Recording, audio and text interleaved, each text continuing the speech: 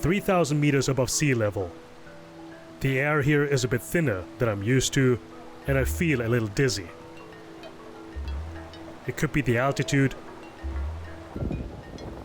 or it could be the intense week-long travel we had here across the country." We are in Bhutan. Locals call this place Drukyul, the land of the thunder dragon. A small kingdom wedged between superpower giants India and China. I'd heard of its beautiful raw nature, that people here take their traditions and Buddhist faith very seriously. And there's also that cliche about Bhutan being the world's last Shangri-La, a mythical paradise in the Himalayas. Cameraman Sitan Tungkapanhan and I were given rare access to this remote kingdom, to meet the people who want to change how the world sees the country and go where those changes are set to take place.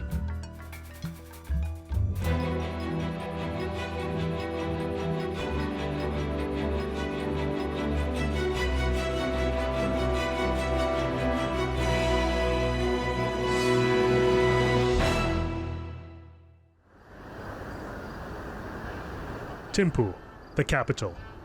20% of Bhutan's population lives here. It has no traffic lights, though things seem to move along fine on the surface, but the fact is, the nation's young people cannot find jobs. This has been a problem since the early 2000s, and it's bad because the country is so young. Half of all Bhutanese are younger than 27 years old. I went to meet the Prime Minister to learn more. Charan Topge was already premier once for 5 years a decade ago. He returned to the top job after his party won last year's elections. I asked him what is different this time around. He pointed out one thing. The COVID pandemic has hit our economy particularly hard. And I say particularly hard because our economy is small to begin with. It is weak. It is shallow. And the pandemic hit our economy. And when the pandemic hit our economy has not been able to recover as it should have. One thing that when you read about reports about Bhutan is the high youth unemployment and the brain drain of young talents leaving the country. I mean, obviously that has been a concern even before you came into office, right? Yes, yes. So overall unemployment at about 5%, little over 5.5%, is more or less manageable. But youth unemployment at 29% is unacceptably high. Many of our youth are going abroad and looking for prospects, job prospects outside our country. In the meantime, we have a country to run. And this country is a small country. Our entire population is barely 700,000 people. So we need people here also to rebuild our economy and our country. Bhutan is suffering a major brain drain. Last year, roughly 15,000 citizens were given visas to leave the country, with a majority of them going to Australia. That's more than the previous 6 years combined. The fear is that many of them won't return. Something needed to change. That is also something the country's highly revered monarch recognized. In his annual National Day speech last year, King Jigme Khesa Namgyel Wangchuk announced the Gelephu mindfulness city. 공bil 태조기 개갑벌의 존인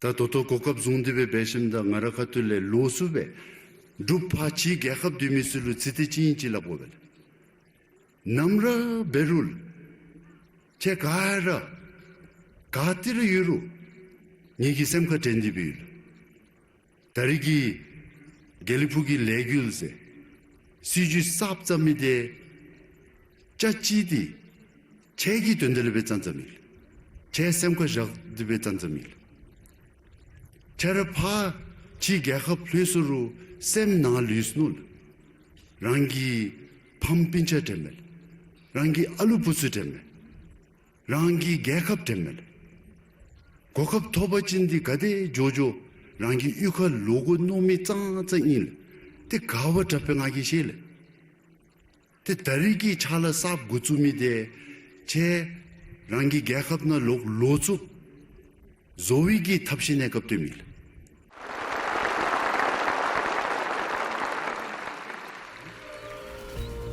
Descending from the Himalayas to the tropical plains, an uninterrupted flow of water, plants, and animals shaped the mindfulness city. Cascading terrace fields become lively neighborhoods nested along naturally connected ecologies. The slick promotional video by an international architecture firm promises a new utopia, one that's supposed to be in harmony with the country's conservation efforts and Buddhist mindfulness philosophy, where the brightest minds will gather in what should be, one day, among the most technologically advanced places in the world.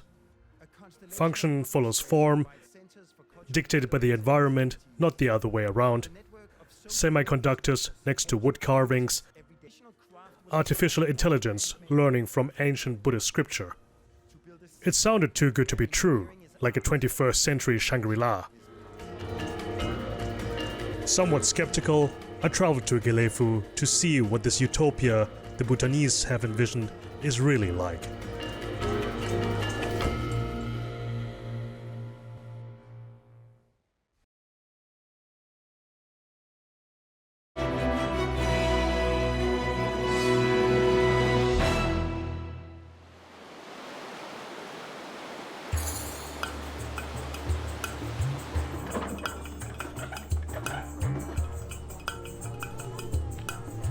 Bhutan is a country that's more than 50 times bigger than Singapore. To get to our next destination, we had to take a plane from Paro Airport, an hour outside the capital, in the northwest of the kingdom.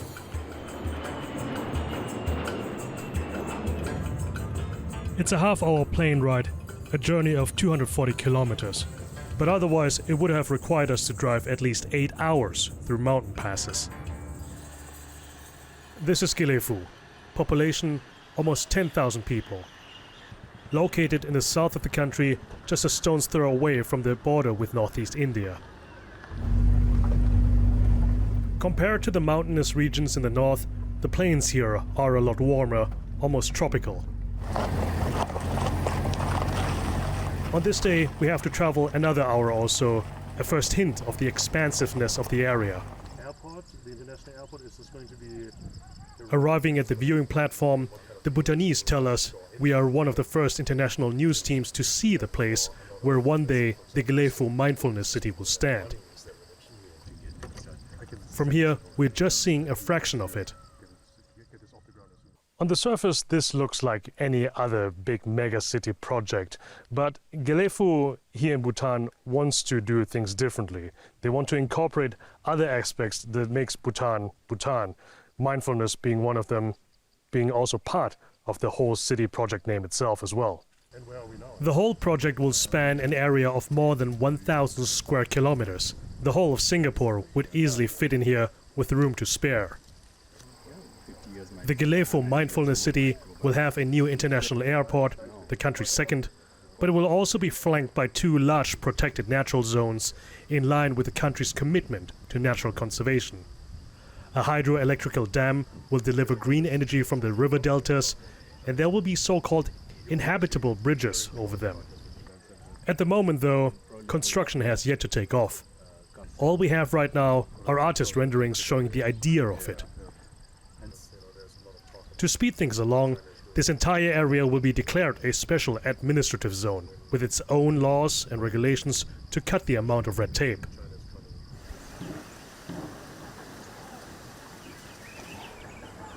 Our guided tour takes us to this abandoned town on the edge of the planned city. Only the football pitch is completed. A senior official explained to me this was supposed to be a new campus and barracks for conscript soldiers. Last year, construction was ordered to halt to the astonishment of many people involved there, until it became clear the place was demarcated to be part of the mindfulness city.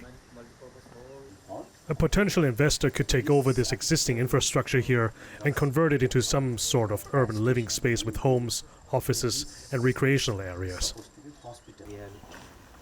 It's supposed to be an example of how this project isn't tearing down everything for the sake of making something new. But ultimately, the fate of this construction site is uncertain. And that's the general feeling to our visit to the future mindfulness city. As we were walking through empty halls and bare buildings, I wondered how soon we'd see the first communities hitting the ground, the first families starting their new lives here. The Gelephu Mindfulness City is a grand vision, echoing the likes of all the other megacities elsewhere in the world that might seek to create a new urban living utopia for the 21st century. But there are not many concrete details yet. No foreign stakeholders or investors have made a public commitment either. So it's all very much early days yet for the Gelephu Mindfulness City. With a lot of questions still on my mind about this mega project, I turned to someone who would be able to answer some of them. Dr. Lotte Schering, practicing surgeon, former Prime Minister, and now part of the Mindfulness City working team. The first time that I've seen and heard about the Gelephu Mindfulness City, the pitch that was made by His Majesty the King in December last year, it seemed to be a very huge undertaking, but with a very clear goal. We must have something that is unprecedented, something that the whole world can look up to. On that note, many link mindfulness, when we say mindfulness, to spirituality, to meditation, peace of mind. For me, I personally feel mindfulness city would be that we all should be mindful about what the 21st century needs, to be mindful about what the world needs, to be mindful about our dreams, and to be mindful about what we should do right and what we should not be doing. So with that, I think this is a very, very exciting moment for all of us.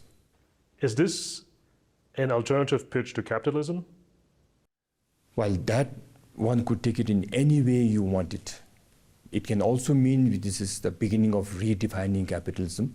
It can very well mean it. It can mean in a totally different sense. All what I don't want this to be linked to is to be happy with less. That is what we don't mean. We want more, but in a manner we design it, in a manner that a human being should be designing it. So it will be very difficult to rule out capitalism from here, from the Gelephu Mindfulness City vision. At the same time, it will be very difficult for a conventional capitalist to come and function in that city. Bhutan is known for its gross national happiness. It's a measurement that prioritizes individual well-being, cultural values, and environmental sustainability over material wealth. Gross national happiness is anchored in the country's constitution as a bedrock to ensure societal harmony that is not driven by endless profits. This philosophy is also a key pillar of the Mindfulness City while allowing for economic growth. A best of both worlds, perhaps. Which was also how the current Prime Minister described it when I asked him about the Gelephu Mindfulness City, if Bhutan is proposing an antithesis to capitalism. I won't say antithesis. Or an alternative? Conscious capitalism? Mindful capitalism? Capitalism works, right? I think it's good also. But something to coexist with what we have right now. Yeah. I mean, my experience is that people, the more successful people are, monetarily or otherwise, financially or otherwise, the more they seek out otherworldly things. They also seek out nature. They want to be with nature. They want to live a sustainable life. They want to leave something for the next generation. What the two of them said about capitalism and mindfulness gave me something to think about as we drove the over 8 hours back to Thimphu.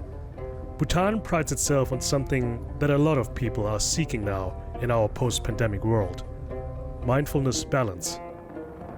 Whether it's between work versus life, nature versus development, growth versus efficiency. A realignment of values that material pursuits are not all that matters. The Gelephu Mindfulness City is aiming to provide a serendipitous equilibrium, a lofty ambition of a small country more known for its tranquil modesty. But there are some who believe it's a project that could change the country for generations to come.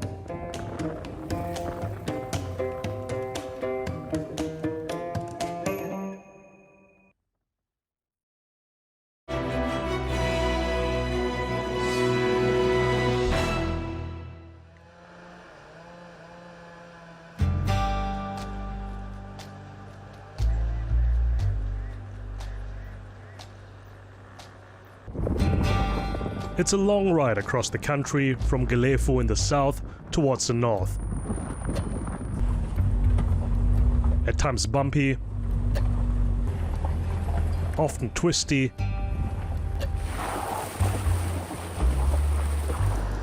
and sometimes rainy. Along the way, we saw raw nature, a source of pride for the kingdom's conservation efforts, and one of the country's many hydroelectric dams, Bhutan's main energy source.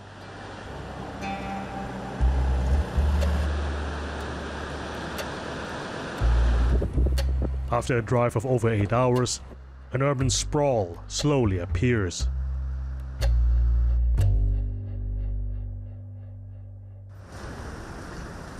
We're back in the capital Thimphu to meet more locals, all with their very own ideas and thoughts about how Bhutan's future could look like. Sonam Chopal is the president of Bhutan's SME Association. He has found new optimism after the king announced his decision to transform the country's economy, and he believes that this could be the country's most disruptive and transformative phase yet. Some people just think that Bhutan is too small for that, but I think there is an opportunity. We can be different. Our entrepreneurship in Bhutan is all about social values, green values, and these are themes that the rest of the world is now embracing, these themes. So we're already there, and this is the time where I feel our government sort of is very aware of it now.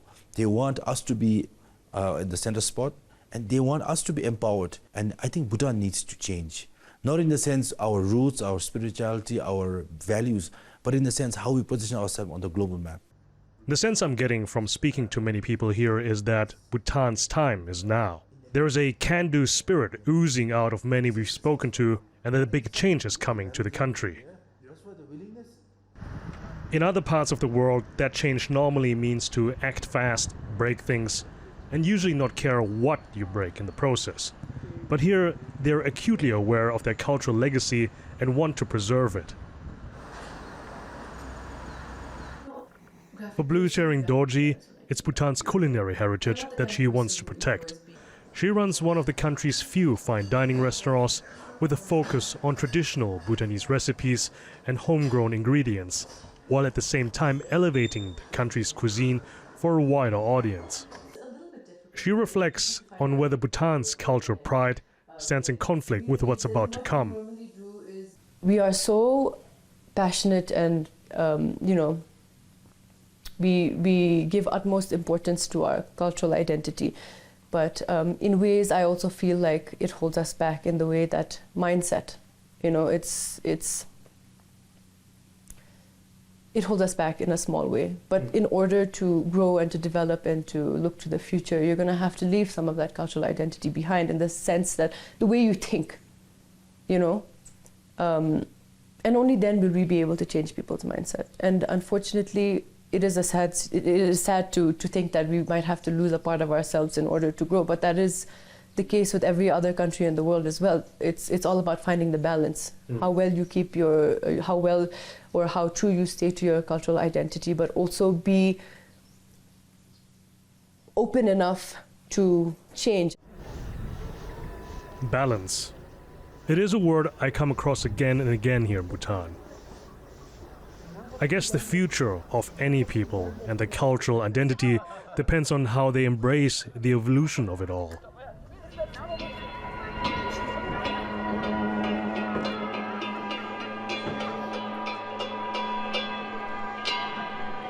We discovered one of these examples in Paro, about an hour away from Thimphu.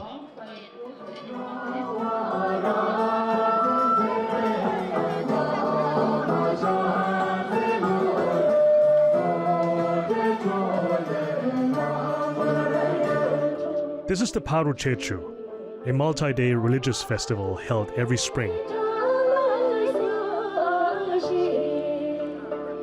This is one of the biggest celebrations in the country. The display of song and dance attracts its fair share of tourists. But we foreign guests are easily outnumbered by the locals enjoying the social gathering. Judging by the crowd, it is a tradition that is alive and embraced by all generations.